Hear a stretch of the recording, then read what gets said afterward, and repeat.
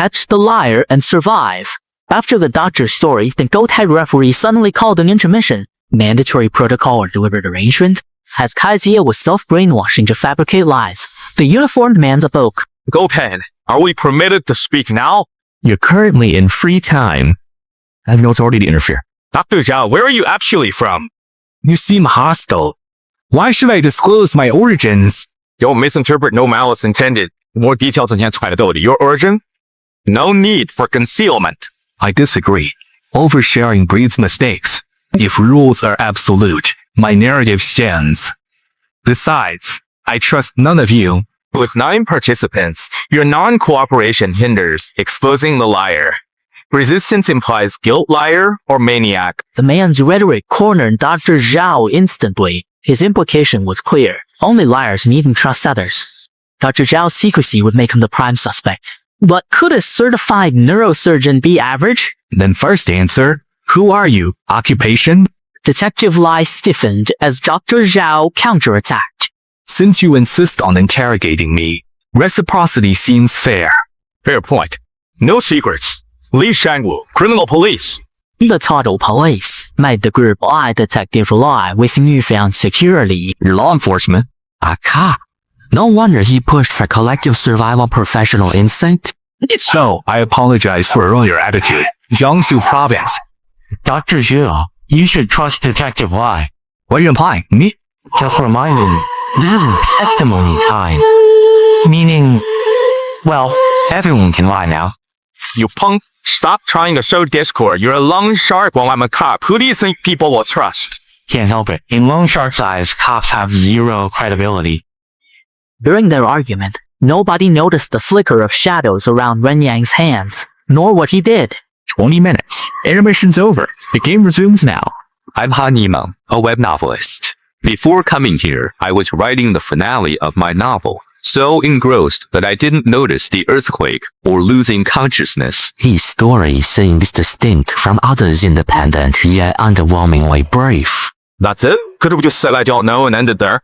Since I can't lie, there's no need to fabricate answers to please others. The writer spoke softly yet convincingly. Good. Next. We're all participants here, cop. Don't act like some captain. I said only one among us is the enemy. The remaining 8 must unite. Doesn't mean you get to lead. Out there, I might fear you. But here, how do we know you're not the liar? Stop fighting.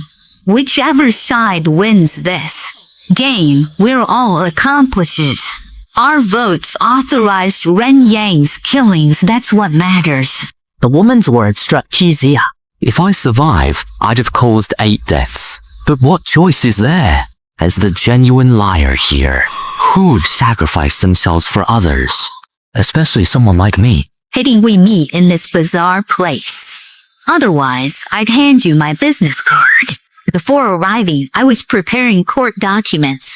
My client was scammed of 2 million yuan massive fraud with malicious intent. 2 million, you said? Yes. The man borrowed from loan sharks to support his family. I was driving to meet him when the earthquake hit, not speeding near Wuhu Shrine when the road split open. Chain collisions occurred, then darkness. Woke up here. The Wuhu Shrine in Chengdu? Correct, I work in Chengdu. My turn next. As I said earlier, my name is Li Shangwu, and I'm a Mongolian criminal police officer. But before coming here, my colleague and I were staking out a fraudster. This suspect embezzled over 2 million yuan. The prolonged stakeout depleted my mental sustenance.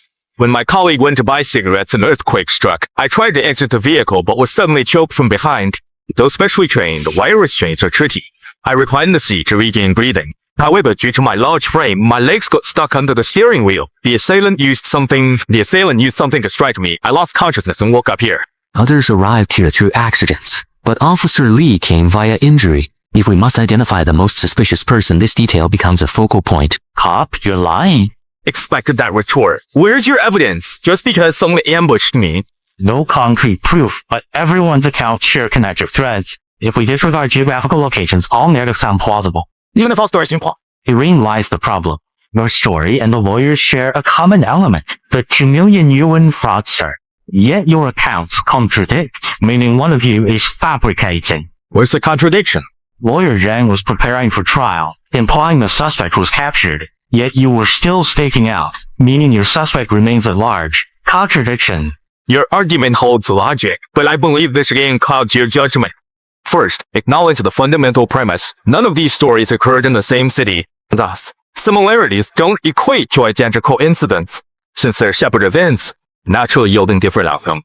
Argue as fiercely as possible. If either of them votes against the other, this liar wins. Rules are absolute. If anyone besides me casts a wrong vote, all perish together.